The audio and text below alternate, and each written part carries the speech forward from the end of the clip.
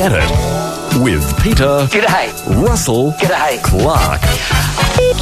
Joined once again by Australia's favourite celebrity chef, Peter Russell-Clarke. How are you, sir? I'm particularly well, thank you, Marie. You're welcome. I was thinking of that perk sock business that was going on. Yes, the Peter Russell-Clarke Society. Yes, well, I've seen some people with the badges on, actually, and I've said to them, do you realise that it's an intercourse sort of society, social intercourse? Now, can I just say, you do have responsibilities as the head of this society not to abuse your privileges. It's the only things left to me to abuse me privileges.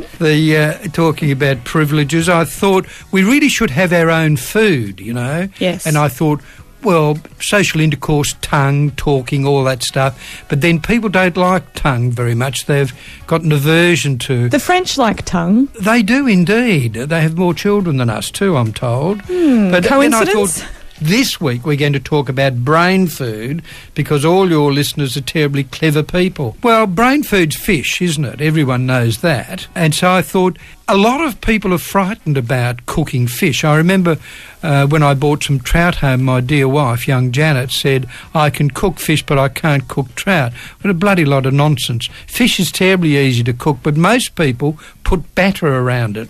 And the flash ones say, let's make a beer batter. Well, it's just a pure waste of beer.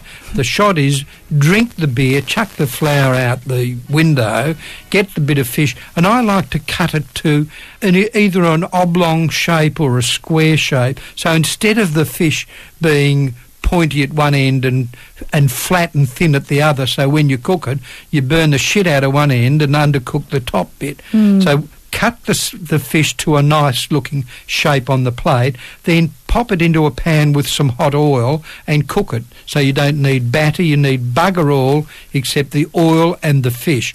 When it starts to go slightly coloured, which is probably less than half a minute per side, did you hear that? Less than half a fucking minute, right? Don't overcook the bastard. When you've done that, simply take it out of the pan and put it on a plate, sprinkle it with some garlic salt and a splash of soy sauce. That's all you need to do. So all our cooking for this sock thing, this perk sock, has got to be that simple. And then you get smarter. Well, if you want to get really flash, you can shove some grated ginger on it if you want to. Well, I do want to get really flash. Now, do you fish your own fish? Do you go out in the waders and the gumboots? Fucking ridiculous. What? Of course not. Never. I send Jan out. There you go. So one of the rules of perk sock, don't fish, send your missus out to do it for you, but for God's sake, put some ginger on it. Exactly right. Please understand the fish is simply cut to a nice looking shape, so it's the same thickness all through. It goes into some hot oil.